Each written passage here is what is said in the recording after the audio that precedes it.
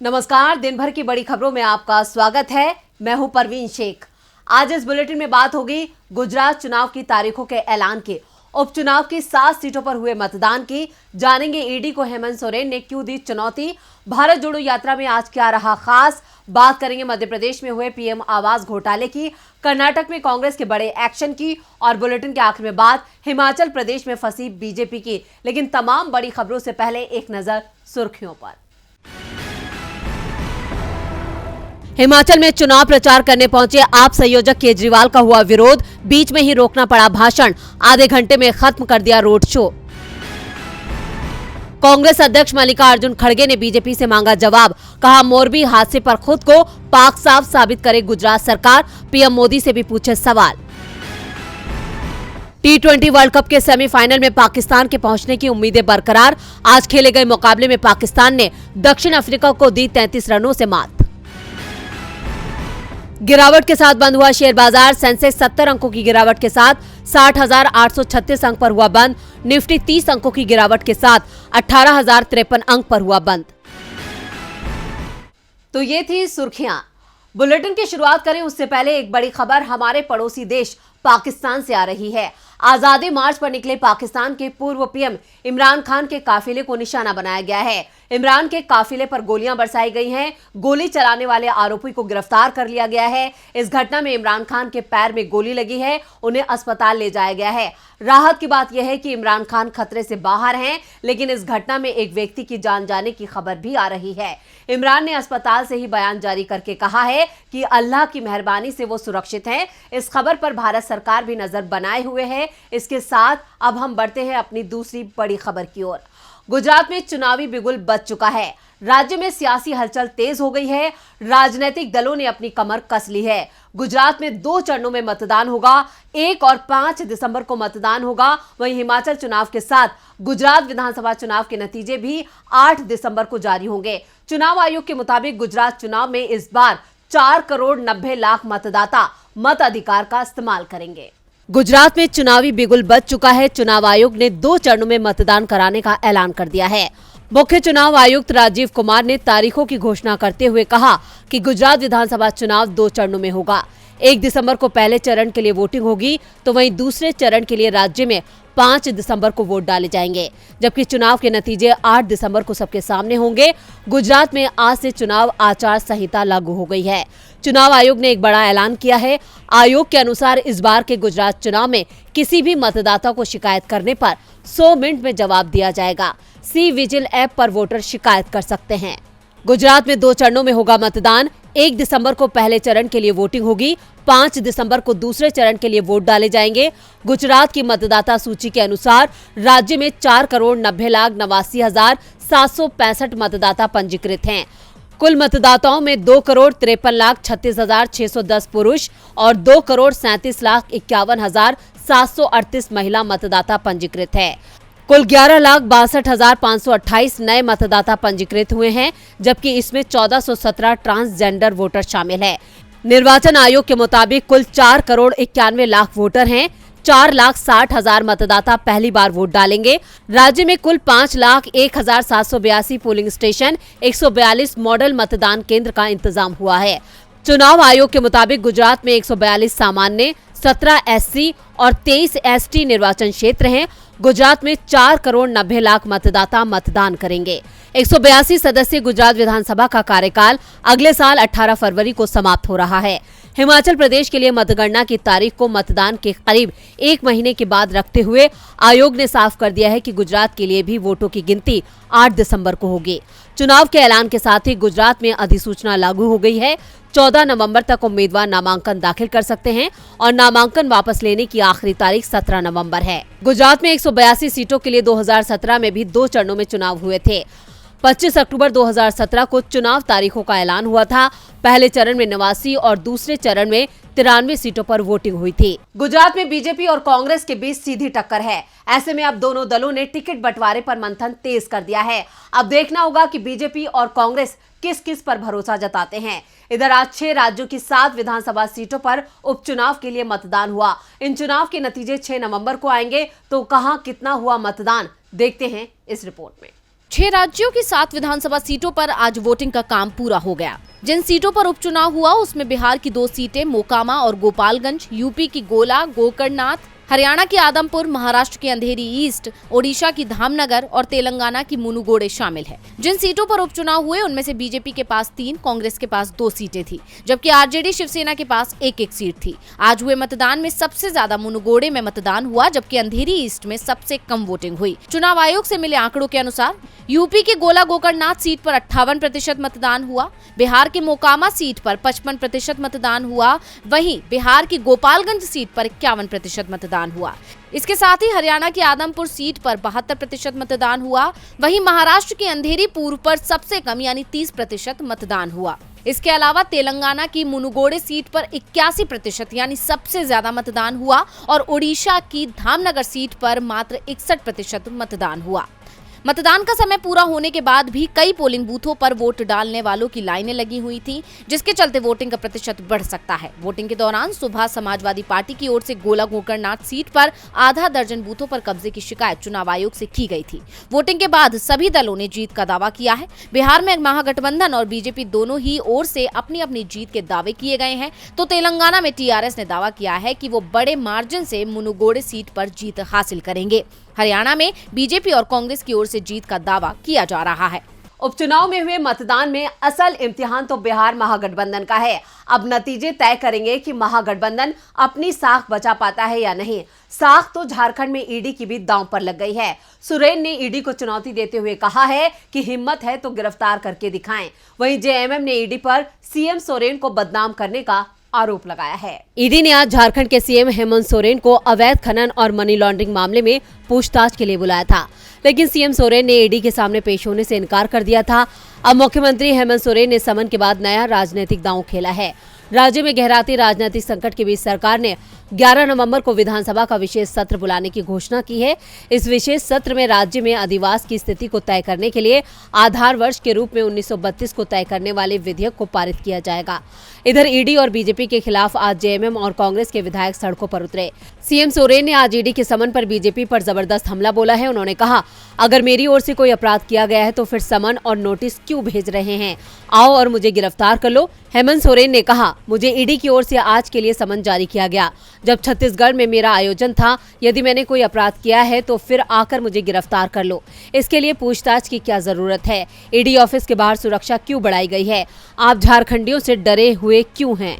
हेमंत सोरेन ने आगे कहा कि हमने राज्य में कुछ बाहरी लोगों की पहचान की है जो चाहते हैं कि झारखंड के आदिवासी अपने पैरों पर ना खड़े हो सकें। इस राज्य में झारखंडियों का ही शासन रहेगा, किसी बाहरी ताकत का कब्जा नहीं हो सकेगा। आने वाले लोकसभा चुनाव और विधानसभा चुनाव में राज्य से भाजपा का सफाया कर दिया जाएगा। झारखंड मुक्ति मोर्चा ने कहा कि केंद्र की बीजेपी सरकार के इशारे पर प्रवर्तन निदेशालय जबरन एक झारखंडी मुख्यमंत्री को बदनाम कर रहा है। सोरेन ने मोदी सरकार के खिलाफ हल्ला बोल कर दिया है। झारखंड में सोरेन के तेवरों से बीजेपी सख्ते में है तो देश में भारत जोड़ो यात्रा से मोदी सरकार भी सख्ते में आ चुकी है। कांग्रेस के बढ़ते जनाधार ने बीजेपी की जमीन को हिला दिया है। आज भारत जोड़ो यात्रा के 57वें दिन राहुल के साथ नौसेना के एडमिरल रामदास भी कदमताल करते नजर आए। कांग्रेस भारत जोड़ो यात्रा के सहारे खुद को मजबूत कर रही है और आम जनता से सीधा संपर्क साध रही है। सांसद राहुल गांधी की अगुवाई में ये यात्रा अब तक करीब 1300 किलोमीटर का सफर तय कर चुकी है। कांग्रेस की भारत जोड़ो यात्रा इन दिनों तेलंगाना में है। यह यात्रा का आज 8वां दिन है और यात्रा के 57वें दिन राहुल गांधी ने हैदराबाद रुद्रराम से पदयात्रा की शुरुआत की। इस दौरान कांग्रेस कार्यकर्ताओं के साथ ही भारी संख्या में लोग यात्रा में शामिल हुए। वहीं आज यात्रा में पूर्व नौसेना अध्यक्ष एडमिरल रामदास भी शामिल हुए, जिसकी जानकारी कांग्रेस महासचिव जयराम रमेश ने दी। उन्होंने लिखा, पूर्व नौसेना अध्यक्ष 89 साल की उम्र में भी सार्वजनिक कारणों के लिए एक अथक प्रचारक बने हुए हैं। एडमिरल रामदास यात्रा में अपनी पत्नी ललिता रामदास के साथ शामिल हुए। हालांकि ये कोई पहला मौका नहीं है जब कोई मशहूर हस्ती यात्रा में शामिल हुई हो। कल यानी यात्रा के 56वें दिन अभिनेत्री पूजा भट्ट भी यात्रा में शामिल हुई थी। अब यात्रा में मशहूर हस्तियों का शामिल होना इस बात का संकेत है कि भारत जोड़ो यात्रा अपना असर दिखा रही है और हर वर्ग और क्षेत्र इस यात्रा से प्रभावित हो रहा है और आगे आकर इस यात्रा को अपना समर्थन दे रहा है, जो कांग्रेस के लिए शुभ संकेत है। वहीं आपको बता दें कि ये यात्रा तेलंगाना में 16 दिन चलेगी और 19 विधानसभा और 7 संसदीय क्षेत्रों को कवर करेगी। इस दौरान 375 किलोमीटर की दूरी तय की जाएगी, लेकिन इस बीच यात्रा महाराष्ट्र भी पहुंचेगी, जहां उद्धव ठाकरे और शरद पवार यात्रा में शामिल हो सकते हैं। वहीं कल यानी 4 नवंबर को यात्रा को एक दिन का ब्रेक दिया गया है। ये यात्रा तमिलनाडु, केरल, आंध्र प्रदेश और कर्नाटक से गुजरते हुए अब तेलंगाना पहुंची है। राहुल की भारत जोड़ो यात्रा का असर अब देश में दिखने लगा है। शायद यही वजह है कि अब राहुल गांधी को जनता के साथ साथ मशहूर हस्तियों का भी साथ मिल रहा है। यानी राहुल अपने मकसद में कामयाब हो रहे हैं। कामयाब तो घोटालेबाज भी हो रहे हैं। मध्य प्रदेश की शिवराज सरकार घोटालों को लेकर फिर खबरों में है। साथ ही कांग्रेस ने भी शिवराज सरकार पर निशाना साधा है। मध्य प्रदेश में बीजेपी के राज में एक और बड़ा घोटाला सामने आया है। इस घोटाले में पीएम आवास के नाम पर गरीबों के साथ धोखा किया गया है। देखते हैं ये रिपोर्ट। मध्य प्रदेश की शिवराज सरकार की पोल खुलती जा रही है, जो 2023 मध्य प्रदेश चुनाव में बीजेपी को काफी नुकसानदायक साबित हो सकता है, क्योंकि अब कुछ ही महीने के अंदर एक बार फिर शिवराज सरकार में हुआ एक और घोटाला सामने आ गया है। और ये घोटाला जुड़ा है पीएम आवास योजना से। धनतेरस के दिन बड़ा कार्यक्रम करके प्रधानमंत्री नरेंद्र मोदी के हाथों 4.5 लाख गरीबों को पीएम आवास दिलाया गया था। लेकिन अब एक रिपोर्ट सामने आई है जिसने शिवराज सरकार की पोल खोल दी है। एनडीटीवी की एक रिपोर्ट के मुताबिक मध्य प्रदेश में ऐसे व्यक्तियों के नाम पर भी इस योजना के तहत आवास बांटे गए, जिनकी मौत आज से 4 से 5 साल पहले हो चुकी है। रिपोर्ट के मुताबिक जिन लोगों का निधन 2016 में ही हो चुका है, 2021-22 में उनके नाम पर प्रधानमंत्री आवास स्वीकृत हुआ है, घर भी बना है, पैसे भी निकले। लेकिन ये सब सिर्फ कागजों में ही हुआ है और फायदा उठाया सरकारी नुमाइंदों ने। और जिन लोगों के नाम पर ये कागजी कार्रवाई हुई है, वो सब आज भी कच्चे मकानों में रह रहे हैं। इतना ही नहीं, बैंक खातों में किश्तों में पैसा देने का दावा किया गया है, लेकिन असलियत में किसी लाभार्थी के पास कोई पैसा नहीं पहुंचा। इनके बैंक अकाउंट की पासबुक में भी किसी तरह के अमाउंट ट्रांजैक्शन की कोई जानकारी नहीं है। इसके अलावा सरकारी कागजातों में लोगों के बैंक अकाउंट में घरों के निर्माण के लिए किश्त जारी कर दी गई है, लेकिन तहकीकात करने पर पता चला कि ऐसे कई लोग हैं जिनका बैंक में खाता ही नहीं है। वहीं पीएम आवास के निर्माण के हर चरण में लाभार्थियों की जो तस्वीरें लगाई गई हैं, वो किसी और की लगा दी गई हैं। पिछले कुछ महीनों में शिवराज सरकार में ये दूसरा घोटाला सामने आया है। हालांकि घोटाला सामने आने के बाद एक्शन लेने की बात सामने आ रही है, लेकिन ये कोई पहला मौका नहीं है जब सरकार की किसी योजना में घोटाला हुआ हो। इससे पहले शिवराज सरकार में मिड डे मील घोटाले में घिरी थी, जिसकी पोल मंत्री ने ही खोल दी थी। ऐसे में सवाल उठना लाजमी है कि सरकार में एक के बाद एक हो रहे घोटालों का आखिर कौन जिम्मेदार है। क्या वाकई सरकार को इसकी भनक नहीं है, या फिर ये सबकी सहमति से हो रहा है?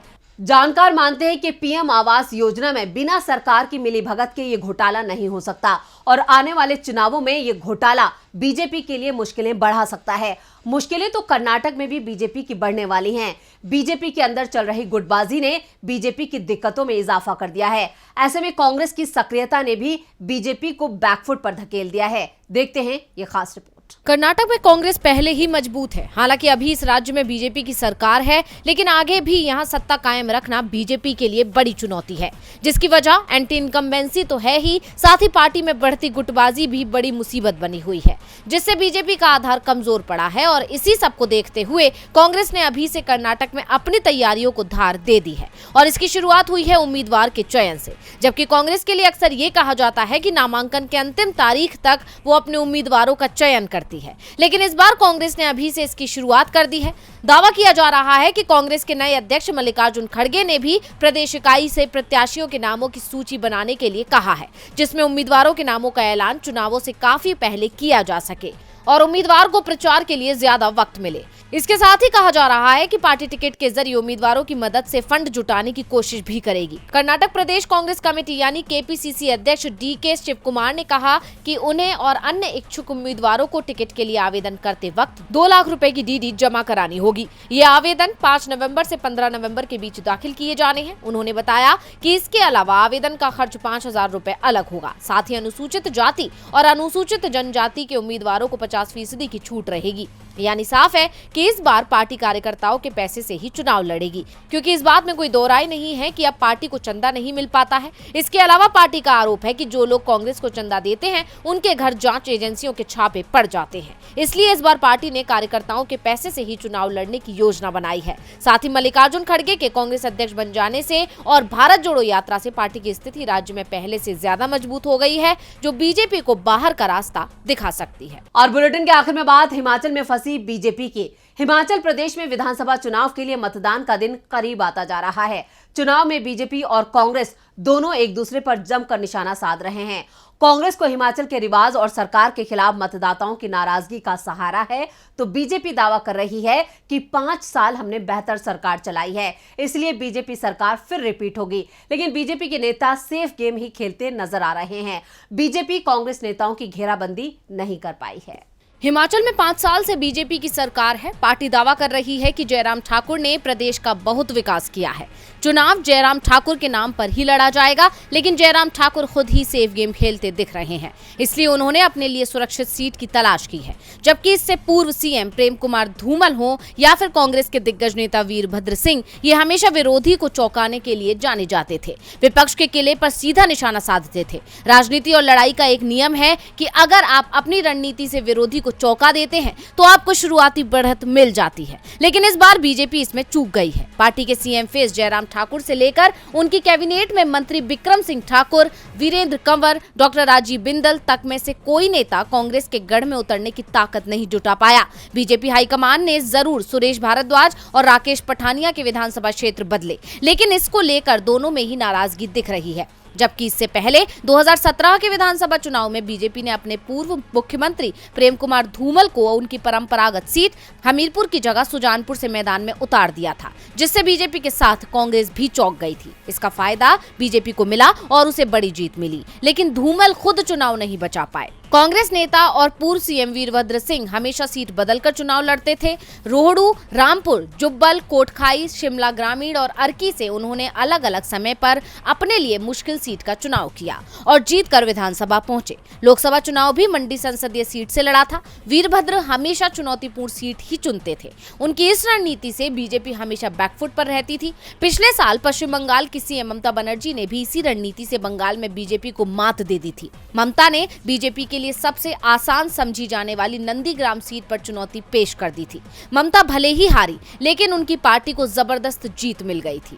विपक्ष को चौंकाने वाली ये रणनीति आमतौर पर कामयाब रही है, लेकिन विपक्ष के किले में सीधी चुनौती पेश करने की हिम्मत इस बार ना तो बीजेपी का दूसरा नेता जुटा पाया और ना ही खुद सीएम जयराम ठाकुर। तो आज इस बुलेटिन में बस इतना ही। देखते रहिए डीबी लाइव। नमस्कार।